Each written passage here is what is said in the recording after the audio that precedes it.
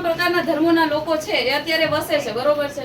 તો જે આ જે પુસ્તક જે આપ્યું છે જે ભણવામાં કે જે તો અત્યારે તમે જે મૂલ્યોની જે વાત કરીએ તો જે તમામ જે ધર્મો છે એમાંથી જે શ્રેષ્ઠ મૂલ્યો નીકળતું હોય ને તો એ પાઠ્ય પુસ્તક બનાવો અને એમાંથી જે સારું કઈ જે શ્રેષ્ઠ મૂલ્યોમાં મૂલ્યાંકન થતું હોય એને આવરી અને પાઠ્ય પુસ્તક બનાવો. કેમ કે જે વિદ્યાર્થીઓ જે અભ્યાસ કરે છે ને એ બધા ધર્મના હોય છે, કોઈ એક ધર્મના નથી હોતા.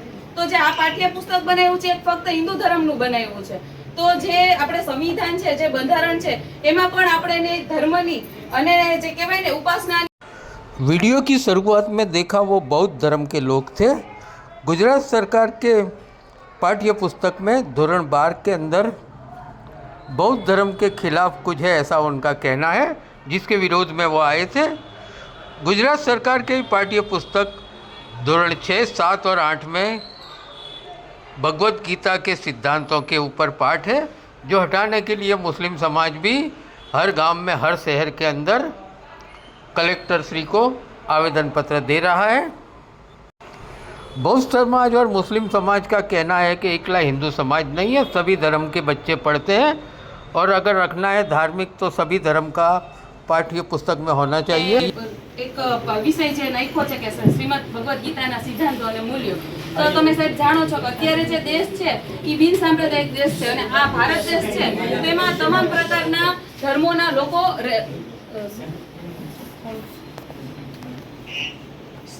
તમામ પ્રકારના ધર્મોના લોકો છે એ અત્યારે વસે છે, બરોબર છે.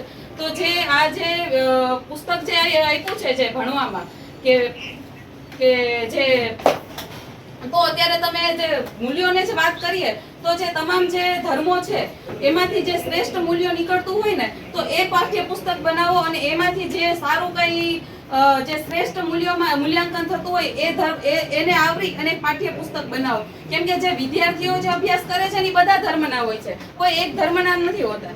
તો જે આ પાઠ્ય પુસ્તક બનાવ્યું છે એ ફક્ત હિન્દુ ધર્મનું બનાવ્યું છે. તો જે આપણે સંવિધાન છે, જે બંધારણ છે, એમાં પણ આપણે ધર્મની અને જે કહેવાય ને ઉપાસનાની એક સ્વતંત્રતાનો અધિકાર છે. તો અત્યારે અમારી રજૂઆત એ છે કે જે આ પાઠ્ય પુસ્તક તમે જે બનાવ્યું છે તાત્કાલિક પાછું ખેંચો અને જો તમારે બનાવવું જ હોય તો બધા જે ધર્મો છે એનું જે મૂલ્યાંકન કરી અને એક શ્રેષ્ઠ જે બને ને એ પુસ્તકો તમે અમલમાં લઈ આવો. અને જો હજી પણ આ પાઠ્ય પુસ્તક પાછું નહીં ખેંચવામાં આવે તો આનાથી પણ વધારે અમે ઉગ્ર આંદોલનો કરશું.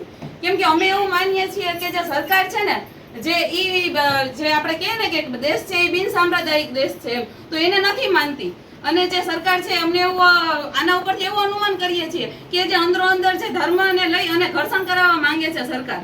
કેમ કે આપણું જે બંધારણ છે એમાં આર્ટિકલ 25 માં એવું લખેલું છે કે જે ધર્મ છે, જ્ઞાતિ છે કે કોઈના જન્મ સ્થળ ઉપરથી કોઈ સાથે આપણે ભેદભાવ ના કરી શકીએ.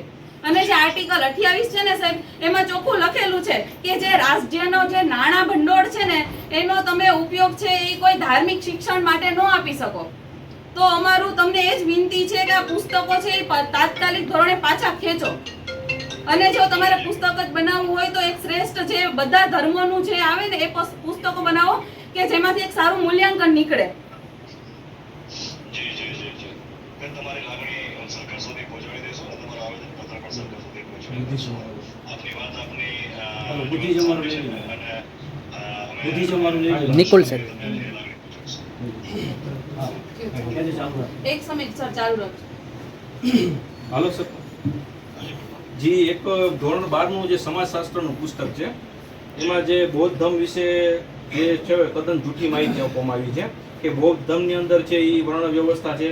ઉપરના જે સ્તર છે બરોબર એની અંદર બ્રાહ્મણો છે, ગૃહપતિઓ છે, નીચેના જે સ્તર છે બરોબર એની અંદર શું કહેવાય કે ધર્માંતર કરેલા આદિવાસીઓ છે. આવું ક્યાંય છે જ નહીં.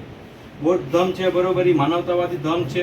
એની અંદર બધા છે સમાન જે કાંઈ છે બરોબર માનવ સમાન છે. તમને પણ ખબર છે ને મને પણ ખબર છે કે કયા ધર્મની અંદર વર્ણ વ્યવસ્થા છે અને કયા ધર્મની અંદર વર્ણ વ્યવસ્થાને લીધે જાતિવાદ થાય છે. આ દેશ જે કાંઈ સળગી રહ્યો છે બરોબર બધાને ખબર છે કે શેના લીધે જે કાંઈ આ બધી સમસ્યાઓ થાય છે એ શેના લીધે થાય છે.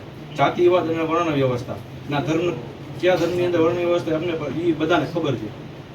તો આ જે બુદ્ધિઝમનું જે કાંઈ જૂઠાણું ફેલાવવામાં આવ્યું છે એ પુસ્તકમાં એ પણ છે બરોબર કરેક્શન કરી અને નવું પુસ્તક છે બહાર પાડવામાં આવે બરોબર છે. આ અમારી રજૂઆત છે. અને જે કંઈ આ જે જ્યાં સુધી આ જે ધર્મ ગ્રંથો છે, વેદો છે, પુરાણો છે, ઉપનિષદો છે, બરોબર, જ્યાં સુધી રહેશે ત્યાં સુધી આ દેશની અંદર જાતિવાદ રહેશે, ત્યાં સુધી આ દેશ છે આવી રીતના સળગતો રહેશે. બરોબર, આ છે એ અમારી રજૂઆત છે. રજૂઆત તમારી ગુજરાત સરકાર સુધી શિક્ષણ વિભાગ હા. પછી લઈ લો બે. ઓસી નીચે હા, એ નીચે હશે. બે.